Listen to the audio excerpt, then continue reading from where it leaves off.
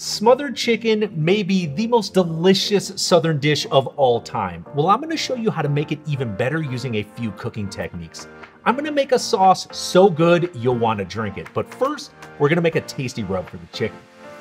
In a small bowl, we're going to combine 1 tablespoon plus 1 teaspoon of coarse salt, a half teaspoon of ground black pepper, 1.5 teaspoons of garlic granules. Yes, you could use powder. 1.5 teaspoons of onion granules, again you could use powder, 1 teaspoon of ground regular paprika, and then finally 1 teaspoon of ground celery seed. Mix all of these ingredients together. And if you're wondering, why am I using celery in this? Well, there are some early iterations of this recipe that have celery in the sauce. I feel like it can accomplish everything in the spice blend. Be sure to taste it, it should be delicious. Now, if you don't have access to ground celery, you can use 1-to-1 measurements of celery seed and just grind it yourself using a mortar and pestle. Perfect. We're going to use that spice rub in a second, but first let's break out that chicken. I have 1 whole roasting chicken in between 3.5 to 4 pounds. Now you could buy individual parts, but to me it's way more economical to fabricate it yourself. Now I've got an entire video on this which you can watch here, or here's what you're going to do.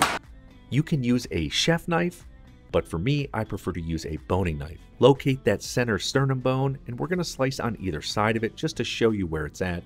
Then, carving around the carcass, staying as close to the bone as you can, we are gonna remove the breast with the wing attached. Once you get to the bone where the wing is, we're just gonna expose it and then slice right through it. Be sure to keep as much of the skin around that breast meat as possible. Then, do the exact same thing to the other side of the chicken.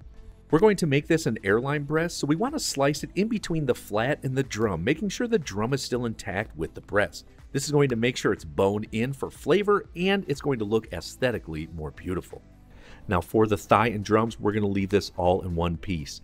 Just expose that thigh bone, and we're going to flip it over. Be sure to slice and get all that chicken tender, and continue cutting through, getting again as much skin as possible. Repeat the same process with the other side.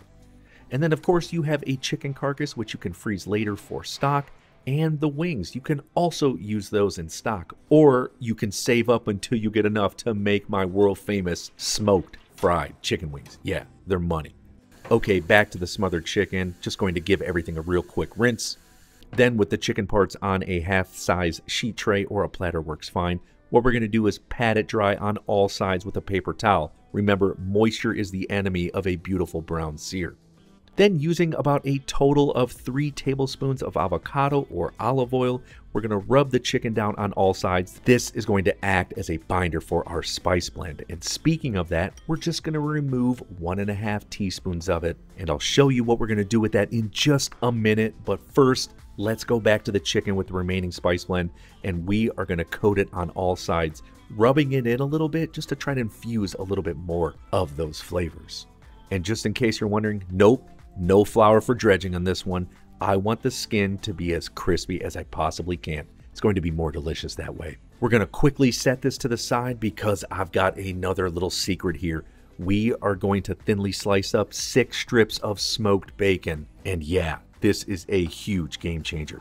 Let's immediately take it over to the cooktop where I am going to be using a 6-quart rondeau pan. Any sort of sauce pot will also work here. We're going to turn the heat up to low, medium, add those bacon lardons in there. All we want to do is render the fat and crisp up that bacon, which is probably going to take in between 5 and 7 minutes.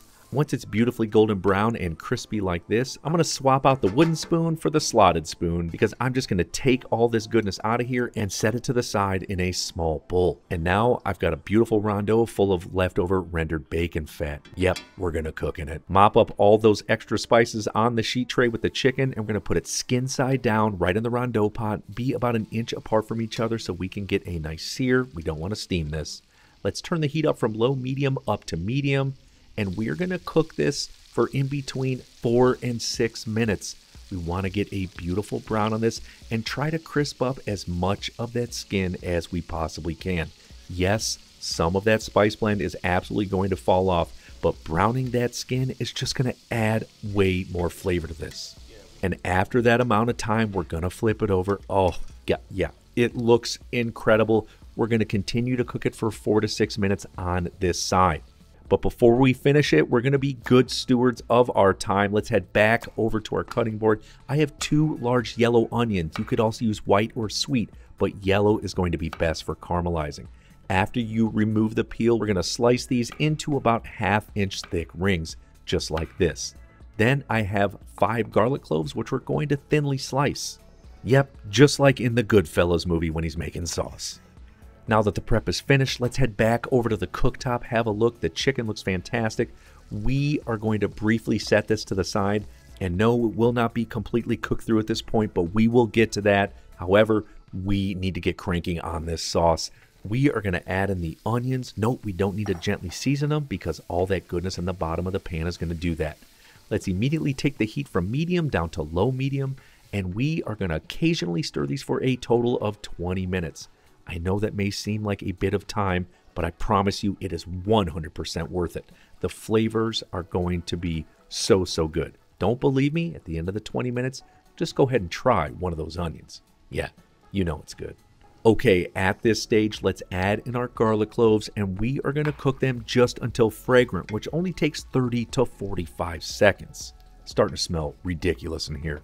And I may make some Southerners mad, but I don't really care. I'm adding in 1 cup of dry Chardonnay wine. It's going to add a little bit of acid and really flavor up our braising liquid.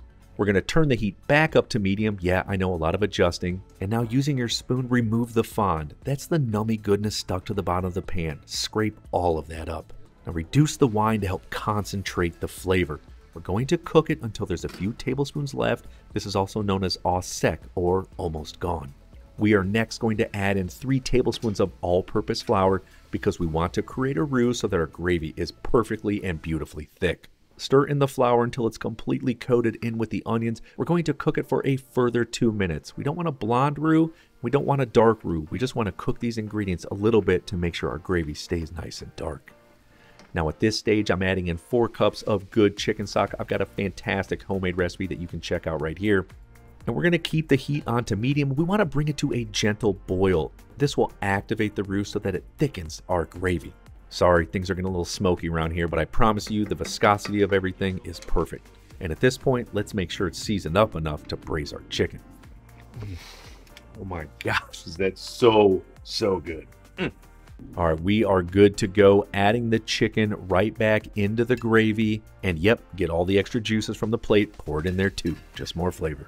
We are going to simmer this over low to medium heat for a total of 20 minutes. We want to make sure the chicken's cooked through. And we're going to leave it uncovered to try to keep that skin as crispy as possible. And at this stage, all you need to figure out is, what are we going to serve this up with? You could go super classic with some creamy mashed potatoes or even some plain cooked rice. And of course, for a side of veg, maybe some collards or even just some simple butter glazed green beans. Yeah, I'm starving at this stage.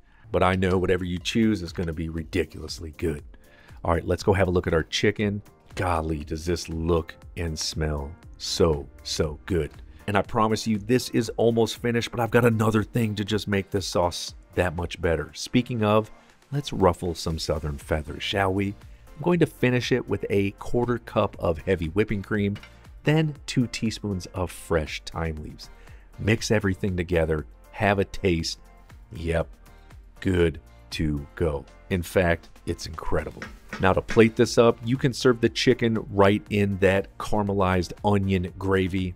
Don't forget about the crispy bacon and why not some chives. Now to serve this up, I'm all about those mashed taters. Big old scoop, tons of that chicken. Let's add some of that. Yeah. Shout out to Colin for that shot. Finish it up with some chives. Let's get the verdict. Yep. Winner, winner, chicken dinner. The flavors in this, from the spice rub, the seared, the gravy. Oh my gosh, the gravy. This is comfort at its finest. And if you really love these one-pan meals, check out my Chicago Chicken Vesuvio. I've got an awesome recipe video. See you on there.